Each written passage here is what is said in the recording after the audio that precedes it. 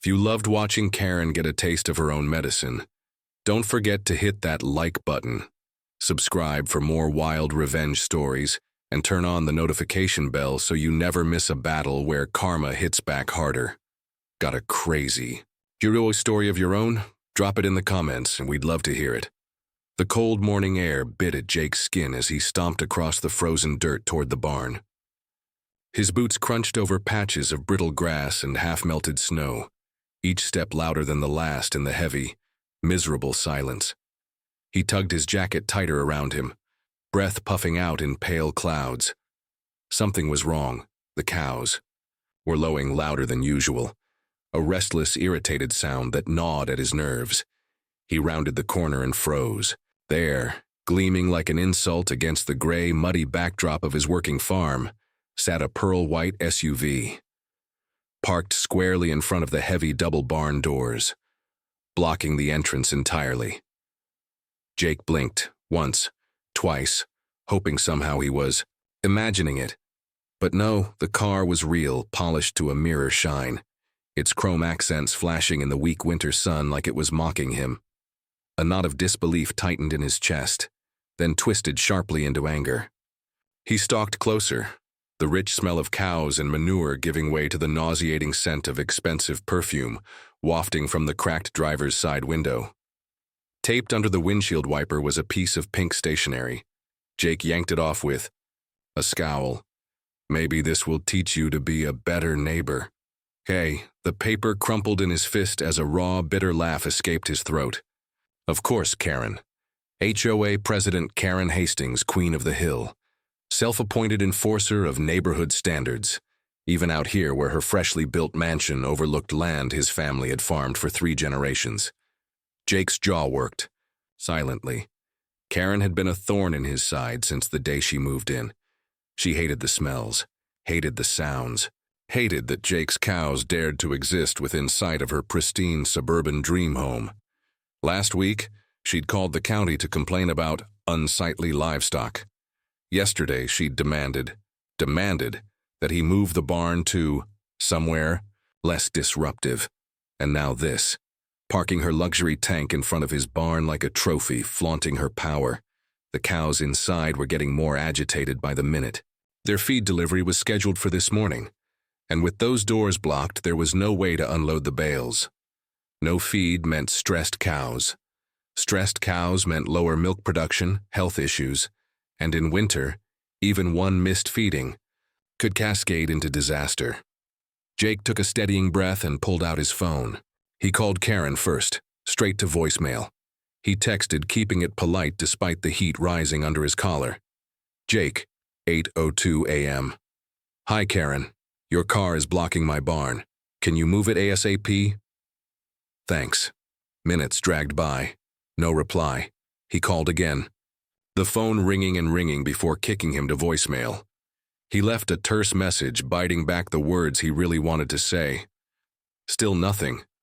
Just as he was considering walking up the hill to knock on her door himself, his phone buzzed. He looked down. Karen, 8:17 a.m. Guess you'll have to find another way in. Jake's grip tightened so hard around the phone he heard the faint creak of protest from the plastic case. His heart pounded, fury and helplessness warring inside him. This wasn't a misunderstanding. This was war.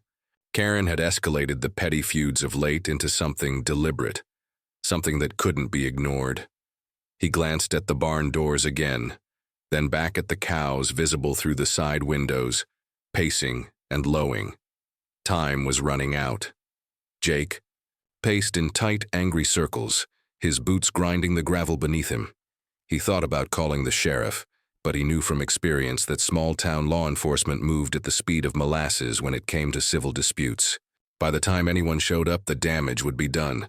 He could wait, he could beg, he could let her win, or Jake's gaze slid sideways to the massive green tractor parked near the equipment shed. A slow, dangerous smile curled the corner of his mouth. No, he thought. No begging, no waiting, no letting this smug, entitled woman think she owned him, or his land. He strode toward the tractor, each step settling the decision deeper into his bones. Diesel fumes filled the air as he climbed into the cab and turned the key, the engine roaring to life with a satisfying growl that seemed to shake the very ground. Jake sat there for a moment, hands on the wheel, feeling the vibrations run through his arms, the familiar rumble of horsepower under his control, the barn doors, the SUV, Karen's sneering text flashing in his mind like a red flag. Jake grabbed a thick, mud-stained chain from the back of the tractor and slung it over his shoulder. The morning sun broke through the clouds, glinting off the metal links as he marched back toward the obstacle in his path. Neighbors peeked out from their porches and kitchen windows, coffee mugs in hand. Jake saw them. He knew word would spread, faster than wildfire, but he didn't care. Maybe it was time the neighborhood saw exactly who they were dealing with. The thought only made him move faster. Standing at the front of the SUV, he crouched, finding a solid point under the frame to loop the chain. The metal groaned as he tightened the hook into place. He gave the chain a hard tug to test the connection, then climbed back into the tractor, heart pounding a slow, deliberate drumbeat of defiance. Karen wanted a lesson? Fine. She was about to get one she wouldn't forget. Jake eased the tractor into ear. The tension on the chain tightened, then snapped taut with a loud metallic clang that echoed across the frosty fields. The SUV shuddered, its tires resisting the pull for a heartbeat. Then it gave way, sliding sideways across the mud like a stubborn calf being dragged into a pen. The cows quieted, their restless moos turning curious. The neighbors' eyes widened, mouths dropping open. Jake drove slowly, carefully, the SUV jerking and bouncing behind him. He didn't head toward the driveway. He didn't take it to the road. He turned toward the pasture, toward the cow pen. Mud splattered up in thick arcs as the tractor cut through the thawing field, dragging the gleaming SUV straight into the heart of the cattle yard, where the ground was soft, sticky, and liberally coated in the results of 100 well-fed cows' daily business. Jake released the chain and backed the tractor away, leaving the SUV sitting crooked, wheels half sunk in the muck. He sat there for a moment, breathing hard, savoring the absurdity of the sight. A shriek split the air, high and furious, and he turned to see a figure racing down the hill toward him, hair flying, coat flapping. Karen had arrived, and judging by the look on her face, the real fun was about to begin. Karen's boots pounded against the muddy earth as she stormed toward the cow pen, her breath coming in sharp gasps, each exhale puffing out in angry clouds of white. Her face was twisted in fury, cheeks flushed a deep crimson as she approached, the massive SUV now marooned in the muck. Jake sat atop the tractor, his hands resting loosely on the wheel, watching her approach with a calm that barely masked the satisfaction simmering under his skin. His gaze flicked over her, noting the way her designer jacket was already speckled with mud from the long trek across the field, the expensive heels she was struggling to maintain balance in, sinking with each step. "What the hell is this?" Karen screeched when she was within range, her voice high-pitched and venomous. Jake didn't flinch, his eyes locked on her, unwavering. There was a momentary pause as the sound of cows lowing in the distance filled the otherwise quiet morning. The absurdity of the situation hanging in the air like the smell of manure. "You've lost your mind, Jake." Karen's voice cracked with disbelief as she waved her hands toward the SUV, now half submerged in the cow pen's thick muck. She was still in shock, her words hanging in the air before she continued. "Do you have any idea how much this car cost?"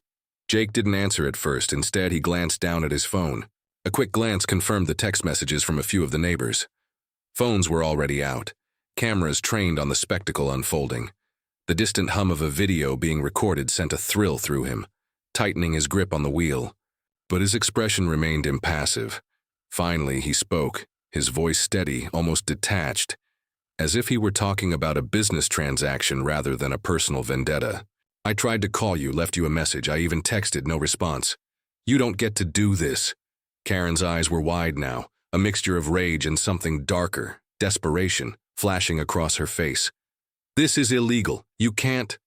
"Just tow my car like some kind of backwoods thug." Jake exhaled slowly, his breath still visible in the crisp morning air. "You parked it in front of my barn doors, Karen, blocking access to my feed deliveries. My cows could be sick by the time." You decide to play nice. She took a step back, her hands trembling slightly, and for the first time there was a flicker of uncertainty in her eyes. I don't care about your stupid cows. You're trespassing. This is private property. You can't just take my car and dump it in the mud. A long beat passed. Jake could see the wheels spinning in her head, the realization starting to hit. Karen's perfect little world was crumbling in front of her, piece by piece, and she wasn't used to it. Don't you dare touch me, Karen added, taking a step forward. But there was no confidence behind her words now, only panic. Jake shook his head slowly, his lips curling slightly at the corners, not with malice, but with a calm satisfaction. I'm not touching you, Karen. He flicked his eyes back toward the cow pen, where a few curious cows had wandered over to sniff at the SUV, their large brown eyes blinking curiously at the expensive vehicle in their midst. Your car's gonna sit here until you learn some respect for other people's property. You'll regret this, she spat, then turned on her heel, hair flying behind her as she started toward the nearby house. Jake didn't move. He sat there, watching her retreat, taking in the spectacle as she floundered. A part of him wanted to savor the moment, but another part, familiar with the way Karen operated, knew this wouldn't be the last he'd hear from her. And sure enough, the unmistakable wail of sirens soon echoed from the distance, growing louder by the second. Jake could already feel the tension rising in his gut, but he didn't allow it to show. He kept his expression neutral, his body relaxed, as if everything were perfectly normal. His neighbors would be talking, but that didn't concern him. He'd done what needed to be done. The sirens grew louder, then turned down the lane toward the farm.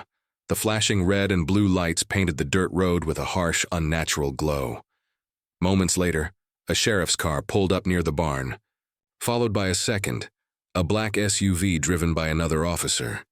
Both vehicles came to a halt just a few feet away from where Jake sat, unmoving. The first officer, a tall man in his mid-40s, stepped out of the cruiser, adjusting his cap. He didn't seem particularly thrilled to be here. His eyes flicked over to the cow pen, then back at Jake, who remained in the tractor, hands still resting on the wheel. The second officer followed suit, adjusting her belt as she surveyed the scene. "Morning, Jake," the officer said, his voice carrying a quiet, almost apologetic tone. "Got a call about a bit of an incident." "Yeah," Jake said, his voice even. "I'm the one who made the call. She parked in front of my barn, blocking my access. I asked her to move, and she didn't, so I moved it for her." He motioned toward the SUV. "Seems like the perfect place for it." The sheriff looked over at the mud-caked car, his lips pressing into a tight line as he surveyed the situation. The officer's eyes narrowed, but Jake could see the faint hint of a smile tugging at the corner of his mouth. He wasn't about to reprimand Jake for something that seemed perfectly justified. The second officer stepped forward, eyeing the situation with a more analytical gaze. She looked back at Jake, then at the sheriff. "Did she trespass on your property?" "Yeah," Jake said, his eyes never leaving the officers. "She parked on my land without permission, and I warned her about the car's been blocking my barn doors for over an hour now." The sheriff gave a slow nod, acknowledging Jake's side of the story. "You know, Karen's got a bit of a reputation in these parts for causing trouble."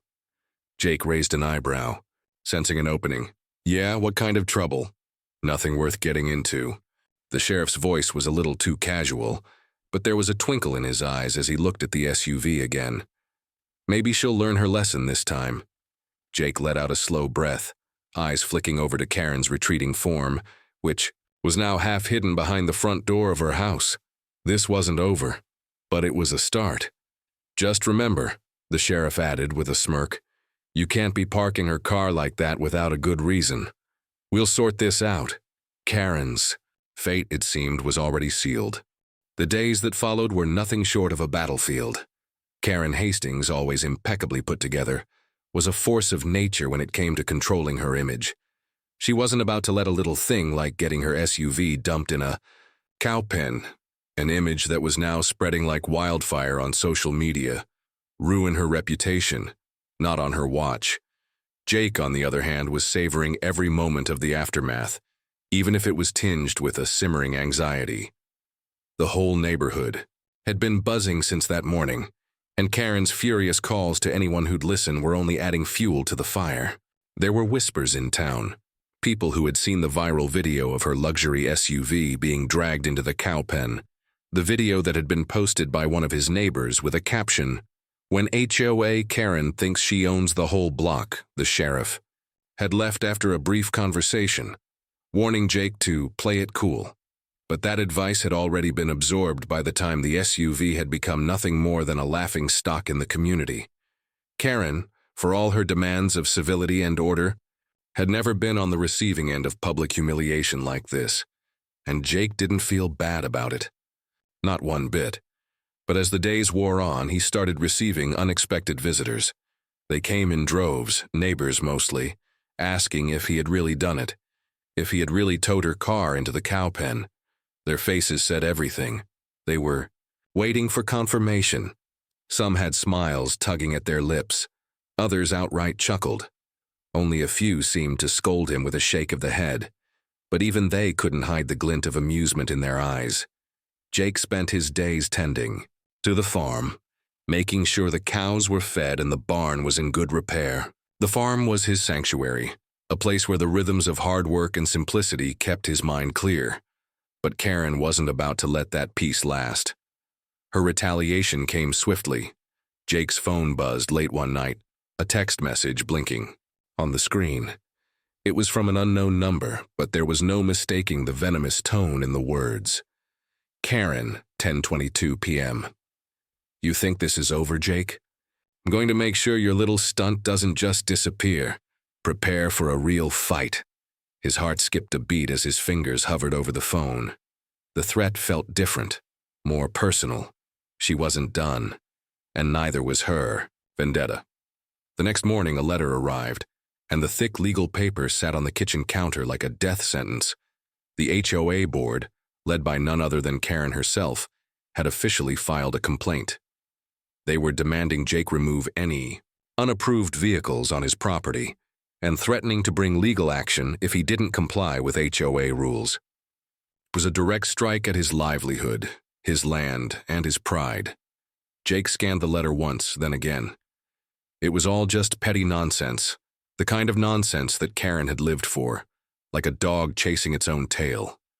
The HOA had no real power over his land, but that didn't stop Karen from making Jake's life miserable with constant inspections, fines for violations, and her relentless pressure on the neighbors. It was an old game, one she'd played before with others in the neighborhood, but Jake wasn't like the others. This was going to escalate. By the time he arrived at the next HOA meeting, the tension was palpable. The room, filled with neighbors, both loyal to Karen and those who'd been quietly disturbed by her, shifted when Jake stepped in. He could feel the eyes of the room on him, their glances flicking between him and Karen, whose haughty posture barely concealed the quiet rage simmering beneath her composed exterior. "Jake," Karen greeted him with a smile that didn't quite reach her eyes. "I'm glad you could make it. It's so good to have some civilized conversation around here." Her voice was smooth, dripping with thinly veiled sarcasm. The rest of the room held its breath. Jake stood tall, his voice calm, but firm. "I came to talk sense, not play games, Karen. You've made this personal, but I'm not backing down. If you want to keep dragging this out, then so be it." Karen's gaze narrowed. "You're wasting your time, Jake. The HOA will win. You'll have to comply." The room tensed.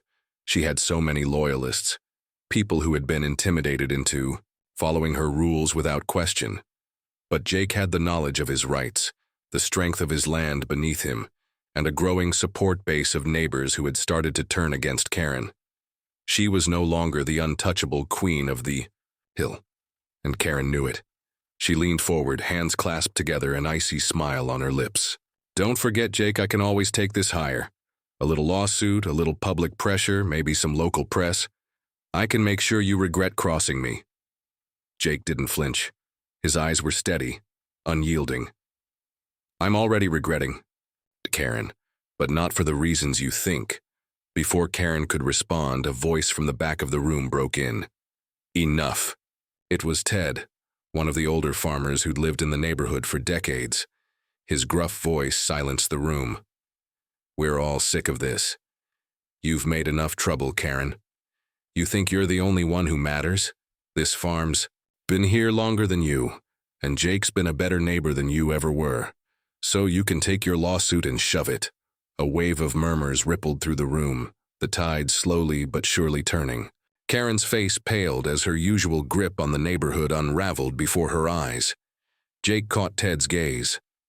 The old man gave him a small nod of approval, his eyes filled with something deeper, something that spoke of years of watching the entitled stomp over the hard-working folks in the community. And finally, just maybe, seeing someone stand up for them. Karen stood frozen for a moment, the color draining from her face as the weight of the room settled in. You're making a mistake, she muttered, almost to herself, before she turned on her heel, storming out of the room. And just like that, the tide had shifted. Karen had overplayed her hand, and now Jake had the support of the very community. She'd tried to control. The battle was far from over, but he was starting to see that the war had already shifted in his favor. The final showdown arrived sooner than Jake expected. Weeks of simmering tension had built to this moment, and the weight of it was suffocating. Word had spread, the whispers growing louder with every passing day. Jake had become a reluctant hero in the eyes of the neighborhood, but he didn't want their admiration. All he wanted was his peace, his land, and to see Karen Hastings finally understand what it meant to be held accountable. The night before the final meeting, Jake couldn't sleep. He sat in the dim glow of the farmhouse kitchen. The farmhouse, quiet around him. The cattle were already settled for the night, the wind howling faintly outside.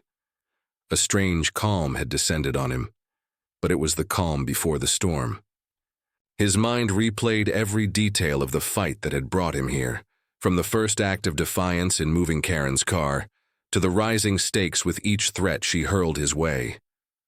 But it was more than that.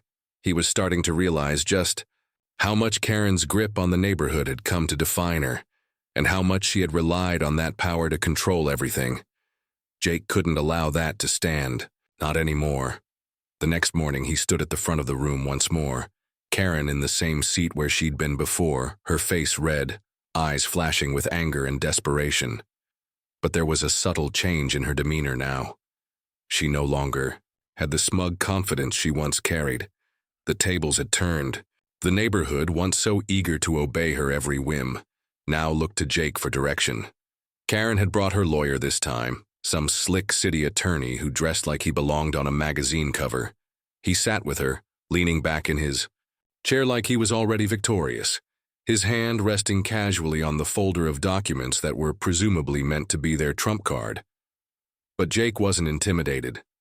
He stood tall, the years of hard labor and quiet resolve etched into the lines of his face. His neighbors were there too, standing behind him. Ted, a few of the others who'd been in the room before, and a handful of new faces, people who had come to see how this would unfold. The sheriff sat off to one side, leaning against the wall, arms crossed, his presence a quiet reminder that this wasn't just a petty dispute. It was a battle for the soul of the community. Karen opened her mouth to speak, but Jake beat her to it. "I'll keep this short," Jake said, his voice steady. "We all know why we're here.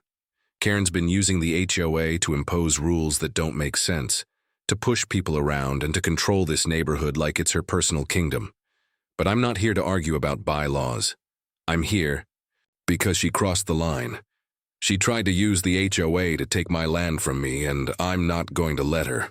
Karen's lips curled into a sneer, but Jake could see the anger in her eyes, the panic she was struggling to contain. She had always relied on control, and now she was losing it. "You don't get to decide that," Karen shot back, her voice shaking with forced calm. "I have every right to be here. The HOA has every right to enforce the rules." Jake didn't flinch. "I'm not the one who broke the rules, Karen. You parked your car where you knew it'd block my barn doors, and you did it on purpose. You've ignored every warning, every request, and now you're trying to use the HOA to bully me into submission. Well, I'm done being bullied.